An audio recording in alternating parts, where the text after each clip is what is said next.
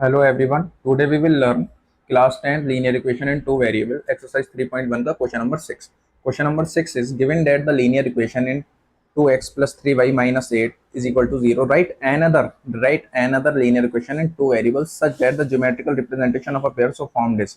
ठीक है, तो ये कह रहे हैं कि आपको ऐसी दूसरी लीनियर इक्वेशन बनानी है जिससे कि ये लाइन जो है ना कैसी हो जाए, इंटरसेक्टिंग हो जाए, है ना, ये आ जाए। तो इंटरसेक्टिंग लाइंस के लिए सबसे पहले आपको ये जहन में रखना होगा कि इंटरसेक्टिंग लाइंस के लिए जो आपके पास में रेशोज होते हैं वो रेशोज कैसे होते हैं। जब भी हमारे पास इंटरसेक्टिंग लाइंस बनती हैं ना, तो ये a1/a2 is not equal to होता है b1/b2 के। ये सभी लोग जानते हो, अगर आपने नहीं देखे तो वो पीछे वाली वीडियो अगर आप देखेंगे तो आप सब समझ जाएंगे कि ये रेशोज कैसे होते हैं। ठीक है, अब हमारे पास में जो गिवन दी हुई है इक्वेशन वो दी हुई है 2x प्लस 3y, जो क्वेश्चन में हमारे पास में गिवन है, ये बराबर 0 है। तो हम ऐसे कैसी दूसरी इक्वेशन बनाएं कि ये सेटिस्फाई हो, ये जो हमारी a1/a2 is not equal to b1/b2 satisfy हो जाए।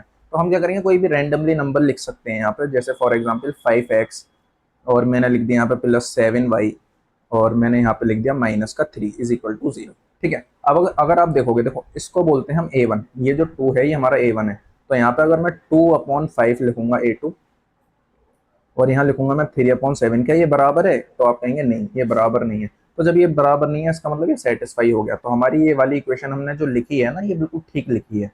ठीक है, सबको समझ में आ रहा होगा, बस इतना ही करना है आपको। क्या बनाना है? एक लीनियर इक्वेशन बनानी है, बस। चलिए सेकंड पार्ट पे चलते हैं। तो सेकंड पार्ट क्या है हमारा, वो पैरेलल लाइंस का है। अब इसके बस आपको रेशियोज ध्यान रखने हैं। तो पैरेलल लाइंस होती क्या है?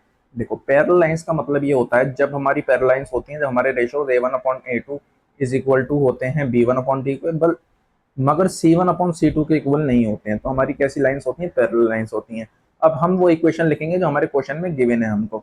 तो हमारे क्वेश्चन में क्या गिवन है? 2x plus 3y minus 8 is equal to 0। ठीक है, अब हम क्या करेंगे, देखो अगर हमें पैरेलल लाइंस बनानी है तो इसका दुगुना करके लिख सकते हैं हम। तो 2 का दुगुना कितना हो जाएगा? 4x। इसका दुगुना करके लिख सकते हैं 3 2 6y। अब इसको जैसे कि -8 है, आप इसको कुछ भी लिख दो क्योंकि ये नॉट इक्वल आना है, तो ये हो जाएगा -5 लिख दिया मैंने अपने पास से। ठीक है, अब आप इसको कंपेयर कर लो। जब आप इसको कंपेयर करोगे तो आप क्या करोगे, a1/a2 जैसे कंपेयर करते हैं तो आपने क्या करना है, a1/a2 की वैल्यू लिखनी है, कितनी हो जाएगी? 2 और 5। और क्या लिखना है आपको यहाँ से? 3/6। और क्या लिखना है आपको यहाँ से? -8। और कितना लिखना है? -5। माइनस से माइनस खत्म हो जाएगा। ठीक है, अगर आप देखोगे तो 2 1 2 और 2 2 4, 3 1 3, 3 2 6, और ये तो कटेगा ही नहीं, तो ये तो इक्वल हो रहा है, ये इक्वल नहीं हो रहा। और अगर आप देखोगे इसको तो ये हो जाएगा 1/2 is equal to 1/2 is not equal to 8/5। तो देखो ये जो इक्वेशन आई, जो हमने ये वाली इक्वेशन लिखी, ये किसको, हमारी कंडीशन को, पैरेलल लाइंस की बिल्कुल बिल्कुल सेटिस्फाई कर रही है। इसका मतलब ये है कि हमने इक्वेशन ठीक लिखी है। तो इस तरीके से आपको इक्वेशन लिखनी है, किसके हेल्प से? आपको लिखनी है रेशोज की हेल्प से। ठीक है, चलो move to the part third.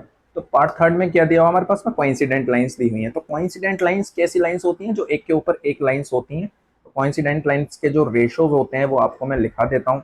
तो रेशोज जो होते हैं कोइंसिडेंट लाइन के, बिल्कुल इक्वल होते हैं। सारे के सारे रेशोज कैसे होते हैं? इक्वल होते हैं। तो इसमें तो सबसे आसान होता है कि अगर हमारे पास में 2x plus 3y minus 8 question में दिया हुआ है, तो हो जाएगा 2x प्लस 3y माइनस 8 अगर 0 के बराबर दिया हुआ है तो बस इस पूरी इक्वेशन का दुगना करके लिख दो। तो 2 का दुगना हो जाएगा ट्वाइस 4, 3 का ट्वाइस हो जाएगा 6y और 8 का ट्वाइस हो जाएगा 16y। That's it. इसके अलावा आपको कुछ भी नहीं करना है, इसमें इतना आसान काम है। अब जब आप इसको कंपेयर करोगे तो देखो ये हो जाएगा 2/4, इसको कंपेयर करोगे आप, ये हो जाएगा 3/6, इसको कंपेयर करोगे आप, ये हो जाएगा -8 और कितना हो जाएगा? -16। इसको आप सिंप्लीफाई करोगे तो 1/2, ये भी हो जाएगा 1/2 और माइनस से माइनस खत्म, 8 1 8, 8 2 16। इसका मतलब ये हुआ कि 1/2 is equal to 1/2 is equal to 1/2 आ गया। मतलब कि इसने क्या कर दिया, हमारी इस वाली जो हमने एक लीनियर इक्वेशन बनाई थी, इसको ये सेटिस्फाई कर रहा है कोइंसिडेंट लाइन के अकॉर्डिंग। ठीक है, तो यही था बस इस क्वेश्चन में। अगर आप सबको समझ में आया हो तो प्लीज़ चैनल को सब्सक्राइब कर लें, लाइक कर दें, शेयर कर दें वीडियो को। और अगर आपको कोई भी डाउट हो तो आप वो कमेंट बॉक्स में लिखकर हमको बता सकते हैं। Thank you for watching.